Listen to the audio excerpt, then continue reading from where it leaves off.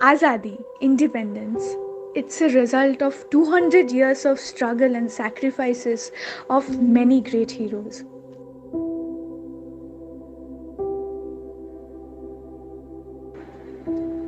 In the year 1772, the East India Company established itself as a political power in India. Its motto was to derive benefits from our Indian territories. The British introduced policies that discouraged Indian handicrafts and promoted British goods, resulting in making the livelihoods of craftsmen and artisans miserable. In February 1857, the sepoys of the 19th Native Infantry at Berhampur refused to use the newly introduced Enfield rifles and broke out in mutiny. The infantry was disbanded in March. On March 29, 1857, the Indian sepoys at Barakpur refused to use the greased cartridges. When they were forced to do so, Mangal Pandey, a young sepoy of the regiment, gets enraged and attacks his officers. He was later overpowered.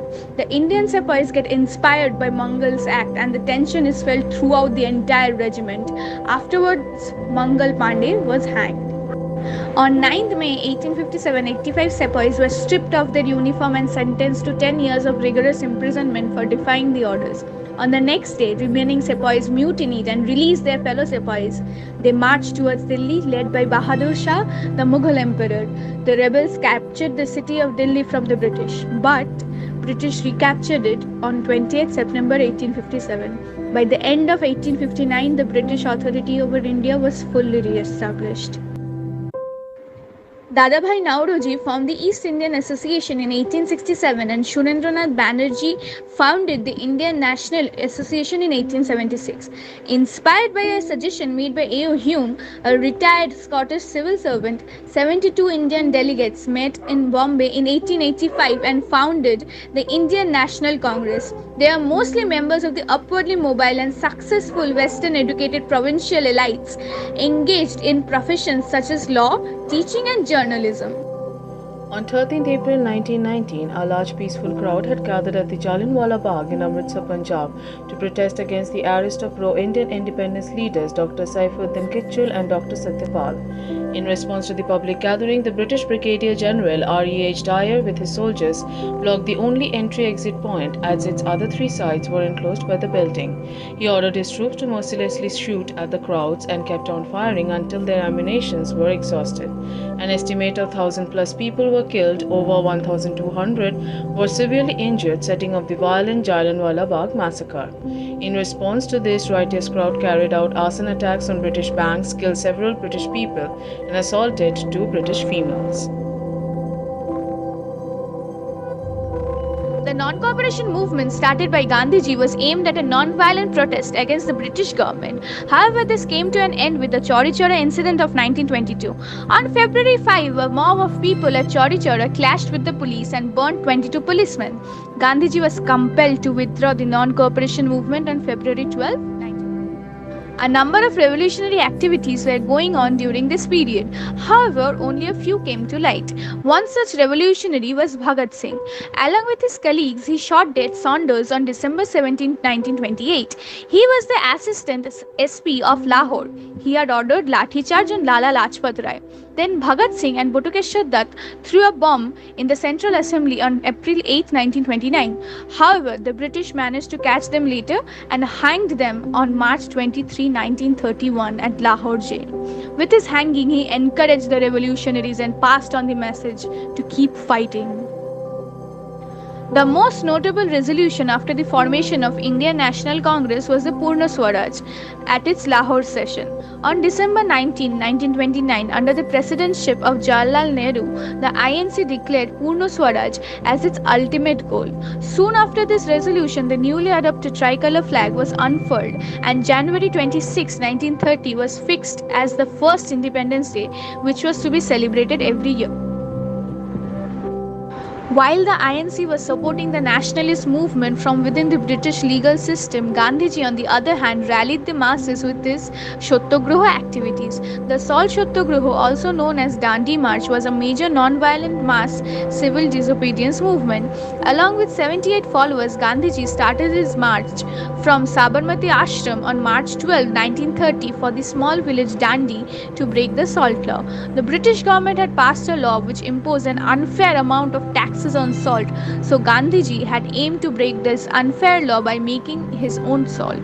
Gandhiji walked for 24 days to reach the seashore in the village of Dandi on April 6, 1930. As a result of this civil disobedience movement, the first roundtable conference was arranged between the British and the Indians as equals. It was held on November 12, 1930 in London to discuss the report given by Simon Commission. Representatives of the Muslim League, Hindu Mahasabha and the Liberals were present, but INC boycotted this conference. As a result of this conference, the Gandhi-Irwin Pact was signed on March 5, 1931. The INC called off the civil disobedience movement and agreed to join the second roundtable conference. The British government on its part released the political prisoners and conceded the right to make salt for consumption for villages along the coast. In 1940, the British authorities in Calcutta placed Subhash Chandra Bose under house arrest. However, he escaped and made his way through Afghanistan to Nazi Germany to seek Hitler and Mussolini's help for raising an army to fight the British. Hitler advised Bose to go to Japan, where a submarine was arranged to transport Bose, who was ferried to Japanese Southeast Asia, where he formed the Azad Hind government. Its aim was to reach India as a fighting force that would build on the Republic resentment to inspire revolt among the younger soldiers of India of the Raj.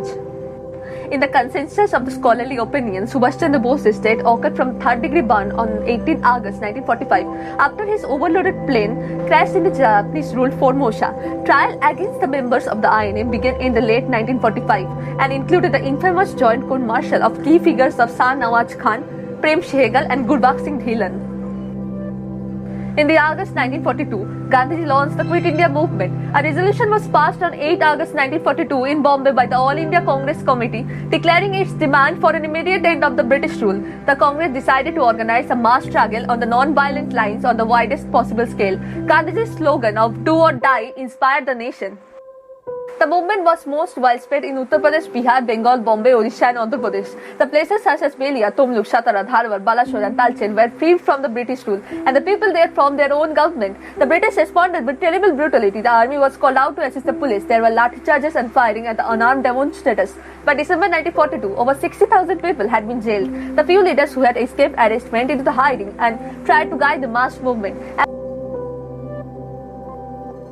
The Royal Indian Navy mutiny encompasses a total strike and subsequent mutiny by the Indian sailors of the Royal Indian Revolt on board ship and the shore establishment at Bombay Harbour on 18 February 1946. From the initial flashpoint at Bombay, the mutiny spread and well frowned throughout the British India from the Karachi to Calcutta and ultimately came to involve 78 ships, 20 shore establishments and 20,000 sailors.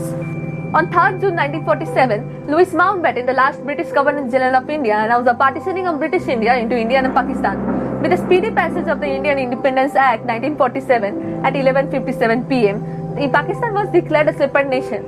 Then at 12:02 a.m. on 15 August 1947, India became a sovereign and democratic nation. Eventually, 15 August became the Independence Day for India, making the end of British India.